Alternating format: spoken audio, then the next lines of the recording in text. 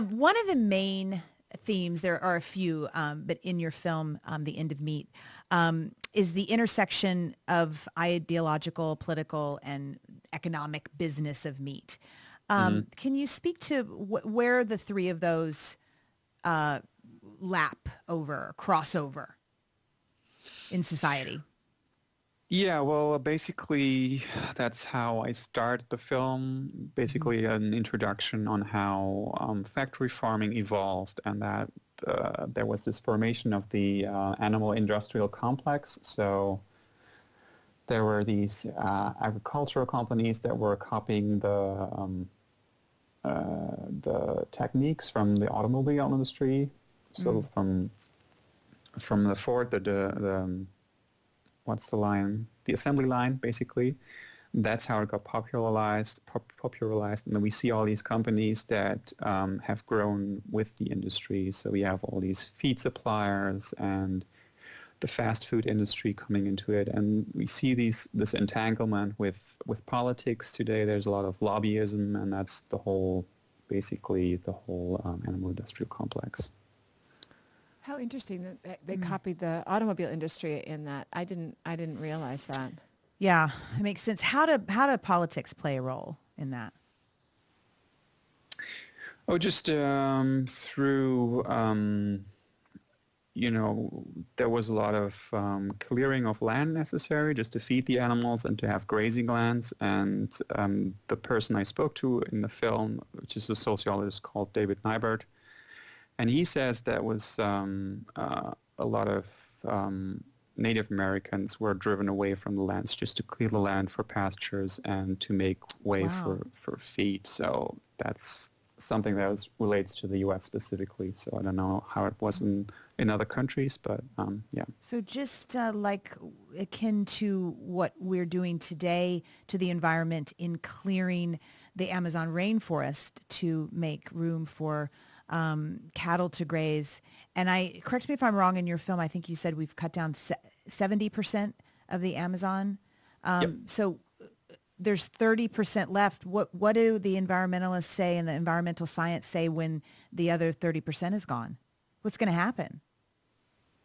I think that's just really bad, of course, for all the animals and the biodiversity that is still intact in the remaining 30%. And then, of course, it has devastating effects on the climate because that's basically where a lot of the CO2 is stored in these green belts in other rainforests, not just the Amazon, but yeah.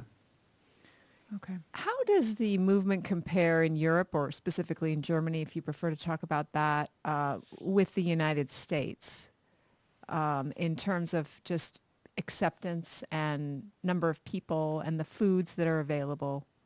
hmm Well, I guess it's difficult to compare because the US is so big and then it's so different going from city to city and then to the rural countryside. So I think it's similar in Germany, but Germany is much smaller. So I think it's the availability of foods is just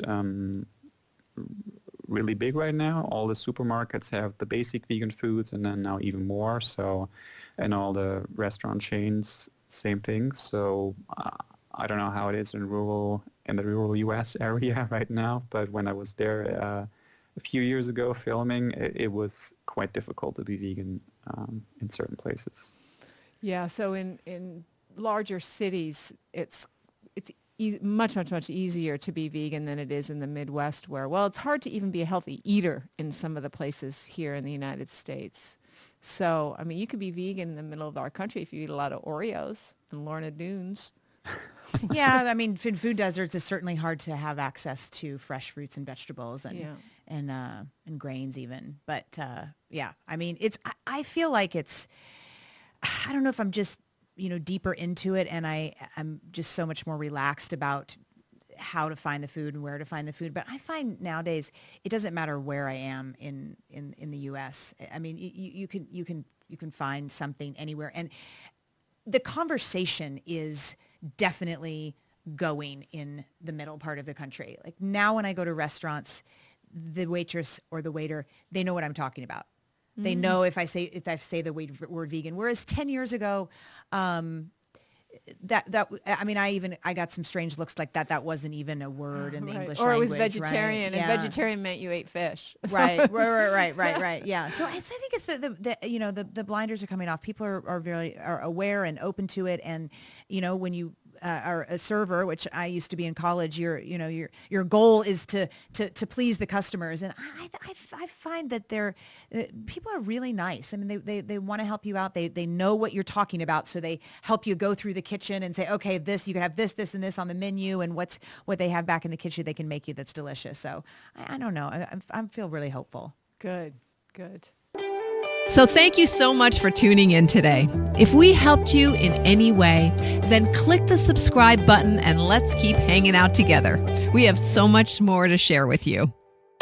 And if you need more information on actually making the switch for good, please visit us at switchforgood.org for loads of info. And you can subscribe to our mailing list where you will receive all sorts of super cool gifts, discount codes to our very fave dairy-free products, and a lifetime of powerful health tips. So join us on the journey to switch for good. This is the future.